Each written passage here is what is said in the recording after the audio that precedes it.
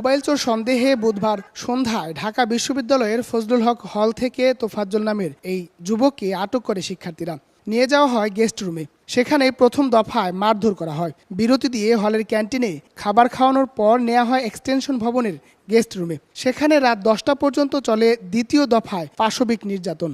অর্ধশত শিক্ষার্থীর মারধরে নিস্তেজ হয়ে পড়লে আহত তোফাজ্জেলকে নেওয়া হয় শাহবাগ থানায়। সেখান থেকে মধ্যরাতে ঢাকা মেডিকেলে নিলে চিকিৎসক তাকে মৃত ঘোষণা করেন। তাকে পানি ভাত খাওয়াই আবার মারতেছে। ওর থেকেও তো যারা মারছে তারা তো আরো অসুস্থ মস্তিষ্কের মানুষ। ঘটনার সময়কার একটি ছবিতে ক্রিকেট স্ট্যাম্প হাতে দেখা যায় কিছু শিক্ষার্থীকে। বিস্তারিত জানার জন্য বিশ্ববিদ্যালয় প্রশাসন কথা বলে তাদের সঙ্গে। তবে নিজেদের দায় অস্বীকার করে তারা বলেন, মোবাইল ফোন চুরি করায় জুনিয়ররা তাকে আটক করেছিল। দায় স্বীকারও করেছিল তোফাজ্জেল। ফোন আমি 7টা নিছি, ফোন আছে আমাদের কাছে, ফোন আছে। পরে জাস্ট একটা জুনিয়র যে ওই স্ট্যাম্প দিয়ে করে মানে পিটাইতেছিল, তখন ফিরানো হয়েছে।